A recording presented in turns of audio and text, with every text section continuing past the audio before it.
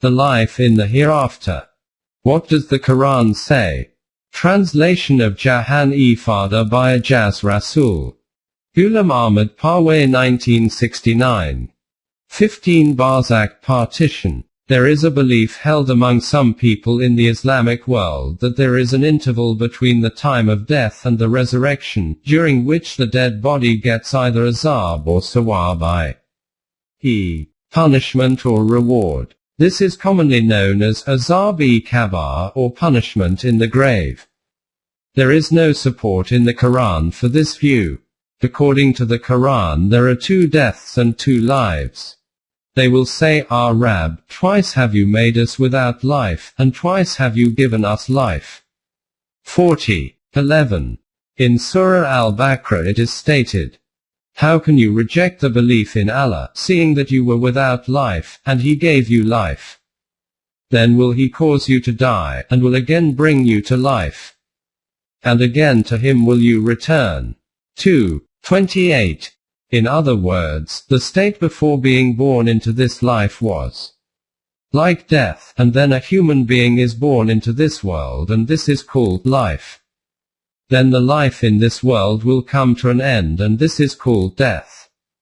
After this another life will be given, and regarding when this second life will be given it is stated, After that, at length you will die. Again, on the day of judgment will you be raised up. 23:15-16. It is clear from this verse that this second life will be on the day of judgment. Therefore, the notion of another life between departure from this world and the day of resurrection on the day of judgment is a non-Quranic concept. The reality is that if we do not understand what death is and what life is, we cannot understand the truth stated in the Quran. Let us try and understand this through an example. The sounds broadcast from a radio station disperse as waves in the atmosphere, but we are not aware of their presence. We only become aware of the sounds when they reach our ears from a radio set which can receive these transmissions. Even before we become aware of these sounds, these were present and had not disappeared. Allah created this universe from nothing. Before this there was no material universe and there was no existence of life. Then, as per His laws, life emerged in the universe. We cannot say when and how this appeared. We only became aware of its existence when it appeared in a physical form. Then life passed through an unknown number of stages, to eventually reach its final form in the persona of a human being. We only become aware of human life at this stage. The Quran has called this stage as being life, and all the stages which were before this. From our perspective, as death, after life ends in this world, it progresses forward from its present stage, but we cannot be aware of this with the means of perception available to us. It is not that life has disappeared. It is very much present, but it goes outside the grasp of our means of perception, i.e., according to the above example, our radio set is out of order and the sound wrapped up in the waves does not reach us. The sound is still present, but we have no awareness of it. The Quran has called this state as death, again. Death number 2. After this our radio set is restored, and from our human point of view, life returns. This is called life after death. If we think that there is no continuation of life after a human being's physical death, and assume that we will get a totally new life on the day of judgment, which has no connection with this worldly life, this contradicts the concept of life after death presented by the Quran. The Quran clearly states that in the next life they will remember all of their lives which were lived in this world. They will recognize each other and will have knowledge and feelings of their mutual relations in this life. From this it is proved that there will be continuity of consciousness. Those people who believe in the materialistic concept of life, and consider that the center of consciousness, memory, is located in the brain, say that when the brain disintegrates after physical death, there can then be no question of any consciousness remaining. Contrary to this, the Quran says that consciousness is the human self, which remains even after the disintegration of the human body. In reality, this consciousness is the name given to those effects which are continuously imprinted on the human self throughout its life. The human self takes these effects with it, and goes forward to the next stage. What will be the form of these effects in the next life, we cannot say at our existing level of consciousness in our present life. But whatever the mode of their appearance in the next life, according to the Quran, the emergence is a reality. This is what is called Iman-e-bil Akhirat, the conviction in the hereafter. This is the reason that the Quran calls the human self, nafs, and consciousness as being synonymous. In Surah Zumar, this reality is stated in a very eminent way. It is Allah that takes the self at death, and those that die not, He takes, during their sleep. Those on whom He has passed the decree of death, He keeps back from returning to life, but the rest He sends to their bodies, for a term appointed. Verily in this are signs for those who think and reflect. 39:42. It is obvious that during the state of sleep man is physically alive, but his consciousness is suspended. On awakening, this consciousness becomes active, and this is called nafs, human self, by the Quran. Therefore nafs and consciousness are synonymous terms. After the death of man, this nafs or consciousness is withheld, but it does not disintegrate, nor is it destroyed or terminated. Therefore the belief that the consciousness will end and then another life will be given, is not a correct concept as noted earlier. According to the materialistic concept of life, the consciousness is totally destroyed or disappears after death. According to the Quranic concept of life, this does not happen. Life or consciousness is a continuously flowing stream which goes from the planes of this world, and enters into the gardens of the hereafter. Death is just a partition which is blocking our view across this stream of life, and while standing on the plains of this life we cannot see the stream on the other side because of this barrier. Therefore this belief is not correct. That all those people who die after death are held back in the graves, and then one day they will all be resurrected together, which is usually known as Hash, or the Day of Judgment. The reality is that the day of judgment of each one of us commences with death. From the Quran we also get indications in some places, where it appears that the effects on the human self-consciousness, will take a period of time before it can transform into another form. Before we progress further, it is important that we throw some light on the concept of the time interval or time itself. According to philosophical thinking, the concept of time is one of the most difficult problems of life in the universe. But we will leave aside the most difficult aspects of time and will only look at the common understanding of time. Only he can have awareness of time whose consciousness is awake. He who is sleeping has no sense of time. This awareness is only available to those who are awake. Similarly, the one who is under the influence of an anesthetic like chloroform also has no awareness of time. In common terms we can say that time is a relative thing.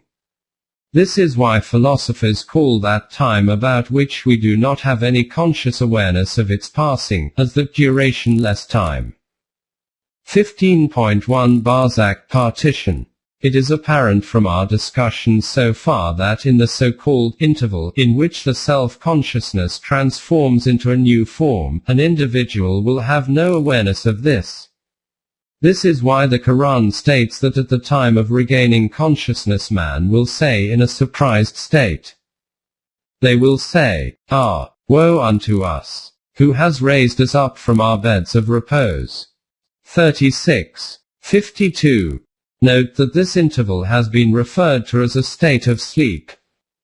In another verse regarding this interval it is stated, "Before, or after, them is a partition, barzakh, till the day they are raised up."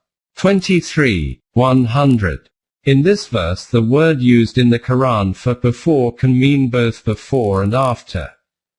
If the meaning is taken as after, behind, then it will mean that during this period the dead will not know about the life left behind in this world, and if the meaning is taken to be before, in front, it will mean that their consciousness will not be awake yet for the future life to come. It will be as if they are in a state of slumber. 15.2 The dead cannot hear us. As far as this world is concerned, after death man has no contact with the life left behind. At that time in the hereafter, when he will gain consciousness, he will remember all the details of his previous life, but he will not know anything about what has been happening in the world after his death. This is why the Quran has clearly stated, "And those whom you invoke besides him have not the least power."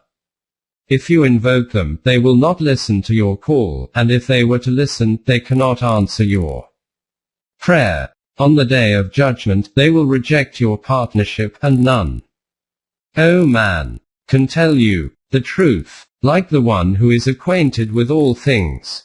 35:14. An answer can only be given by one who can hear. 6:36. And you can never make the dead to hear.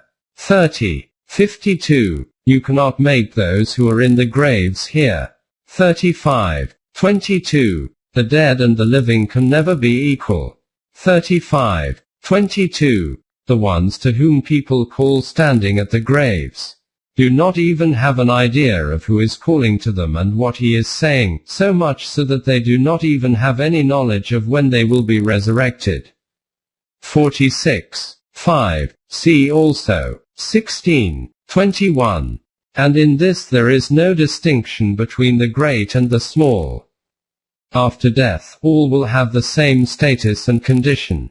And in addition the Quran addressed the last messenger, saying that death will come to you as well as to others. 39:30. 15.3 The life of those who die in the path of Allah. About those who die in the cause of Allah, the Quran has declared in one place, "And say not of those who are slain in the way of Allah, they are dead. Nay, they are living, though you perceive it not." 2:154. In another place, "Think not of those who are slain in Allah's path as dead. Nay, they live, finding their sustenance in the presence of their Rabb." 3:169. In these verses there are one or two points which require further attention. These people are alive, but their life is unlike the life of human beings living in this world, because we can understand the worldly life, whereas about the other life it is stated that we cannot understand its reality. Therefore that life is different from the life here in this world. They are alive with their Rabb, therefore they have no remaining contact with this life. Further, it should be kept in mind that the Quran has clearly stated that death is for every living being.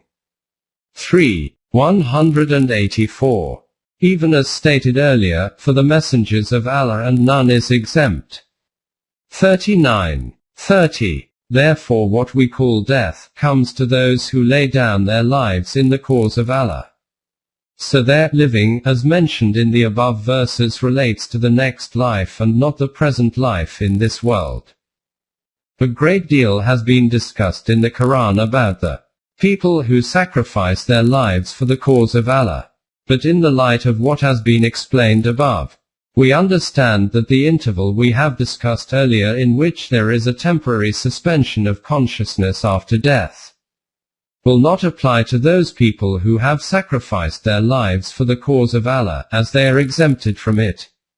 The procedure for the development of the human self is that when a clash arises between a permanent value and a worldly benefit, then whichever person preserves the permanent value by sacrificing the worldly benefit, this deed of his will enhance his self-development. It is now obvious that in such clashes, the time which is most testing and demanding of courage is that in which a man lays down his life to stand up for the truth. because there is nothing dearer in this world than life. So whichever man in such a situation willingly and happily lays down his life for the defense of truth, his self develops to such an extent that he does not have to pass through this interval of temporary suspension of his consciousness after death. In the continuity of their self-consciousness, there will not be an iota of interruption. This assumption of ours is supported by another verse. They rejoice in the bounty provided by Allah, and with regard to those left behind, who have not yet joined them in their bliss, they glory in the fact that on them is no fear, nor have they grief. 170. This indicates that their consciousness will awake immediately with the time of death, and there will be no temporary suspension between death and the next life. Furthermore, it should also be understood that if an individual participates in a fight or war for the sake of truth and justice against evil and is not killed but returns victorious, then he also will not be deprived of this greatest reward which comes to those who are slain. Martyrs. Such people also have such a higher grade. 157, 4. 74, 9. 111 to 112.